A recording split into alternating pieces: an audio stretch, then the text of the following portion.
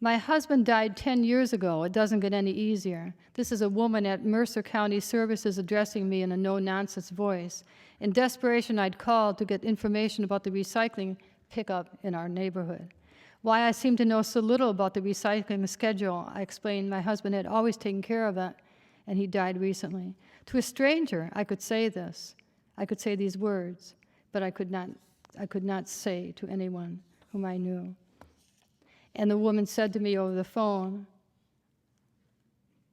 "My husband died 10 years ago. It doesn't get any easier." It's good for the widow to be cold, I think, that there are other widows in the world, plenty of other widows, like the no-nonsense woman at the Mercer Services who doesn't offer sympathy so much as a nudge in the ribs. Get used to it. Thank you.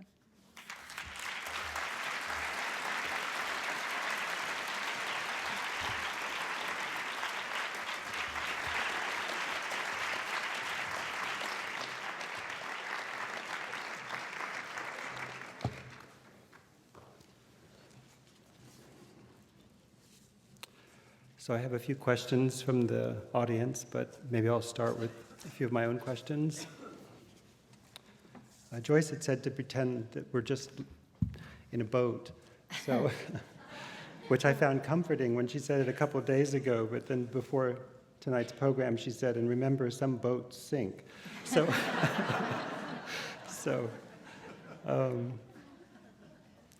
I guess my first question is, since you've many novels and no book-length memoir, what was it about the experience of widowhood that made you write it as a memoir rather than a novel?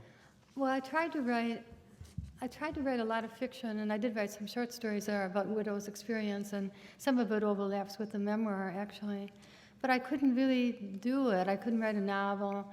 You know, to be able to write a novel, I never realized I just did it. I mean, I was able just to do it maybe intuitively, but you have to be able to see a certain distance, and if you can't see that distance, you can't really write the novel, and I could like see this far.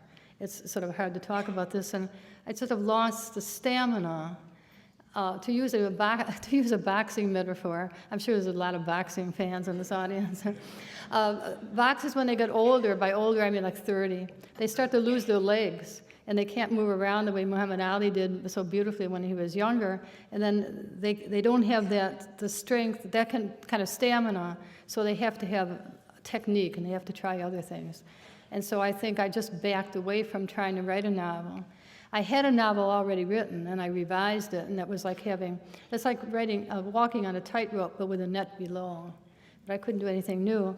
And so I was haunted by these experiences. It sounds so ridiculous.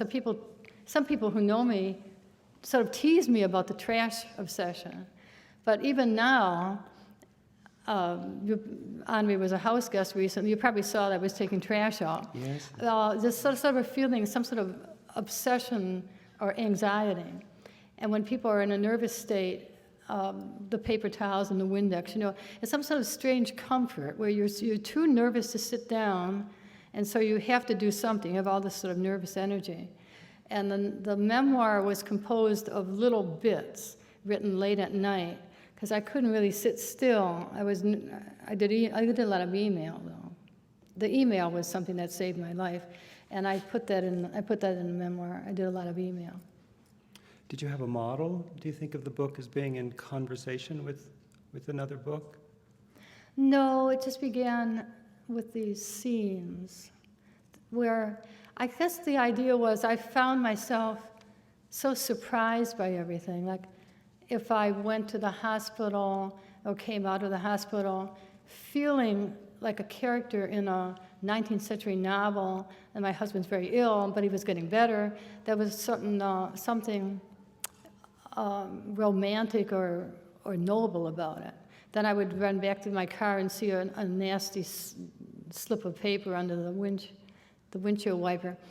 Or I was feeling so bereft, and these flowers kept coming, and I thought, well, Ray would be so he'd be so bemused. He'd say, now, why are we getting all these flowers? What's going on?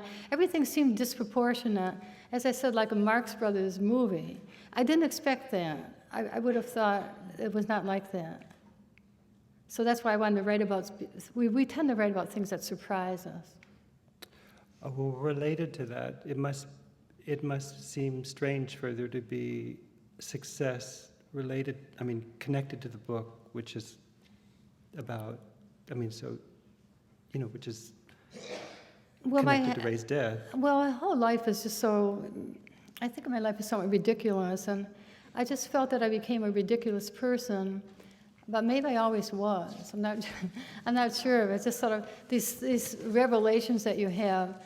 I think what it is, and not to become metaphysical or mystical about it, but most of us inhabit a very finite and protective space, and we're cocooned by people around us. You may have parents who know you, even if you don't love them or they don't love you a lot, The idea is that they know who you are, and they look at you, and their whole history is there, or a beloved dog, or there's cats, There's certainly a spouse is perhaps the most prominent of these figures.